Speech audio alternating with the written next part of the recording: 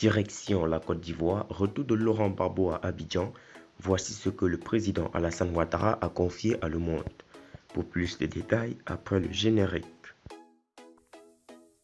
Avant de commencer, n'oubliez pas de vous abonner et d'activer la cloche de notification, car cela va vous permettre de ne plus manquer les prochaines vidéos.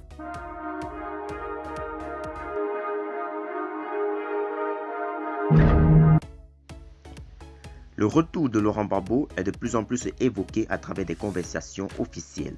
Alassane Ouattara est d'ailleurs revenu sur la question lors de son interview accordée au journal Le Monde.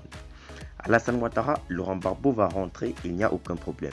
Transféré à la Cour pénale internationale le 29 novembre 2011, Laurent Gbagbo a été acquitté par la Chambre préliminaire première le 15 janvier 2019. L'ancien président ivoirien sera finalement mis en liberté sous condition 15 jours plus tard par la Chambre d'appel et sera conduit à Bruxelles pour y attendre un éventuel appel de la procureure Fatou Bensouda. Alors que la procédure suit son cours à La Haye, la condition de restriction imposée aux anciens pensionnaires de la prison de Scheveningen ont été levées aussi. L'ancien chef d'État ivoirien a dépêché ses avocats auprès du greffe de la CPI afin de récupérer son passeport. Celui-ci étant arrivé à expiration, le président Gbagbo a introduit une demande de passeport diplomatique, puis une autre, un passeport ordinaire, mais ces deux demandes sont jusque-là restées infructueuses. N'empêche que le Woody de Mama ne cesse de manifester son impatience pour rentrer au bercail.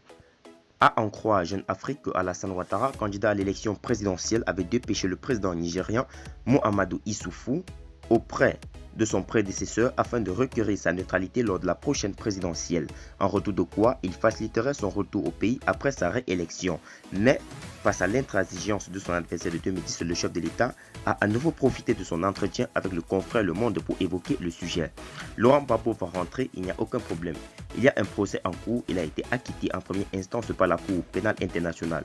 Il y a une procédure d'appel et dès que cela sera terminé, je prendrai les dispositions pour qu'il puisse rentrer, a déclaré Alassane Ouattara avant de présenter quelques obstacles à ce retour. Mais attention, il a été condamné pour le pillage de la Banque centrale des États de l'Afrique de l'Ouest et puis il y a des victimes qui ont ouvert une procédure ici pour les tueries qui ont été perpétrées pendant sa présidence.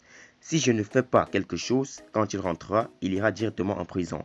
Je ne compte pas l'amnistier, mais je compte prendre une décision qui facilite son retour. Puis, le président Ouattara prodige ce conseil à son prédécesseur. Je lui demande seulement de vivre une vie normale, d'être un sage comme moi, j'espère le devenir. A noter qu'Henri Konan Bédié, Alassane Ouattara et Laurent Gbagbo, les trois ténors de la politique ivoirienne, continuent d'occuper le devant de la scène en Côte d'Ivoire. La transmission du pouvoir d'une jeune génération, longtemps évoquée, est loin d'être à l'ordre du jour, du moins pas pour l'instant.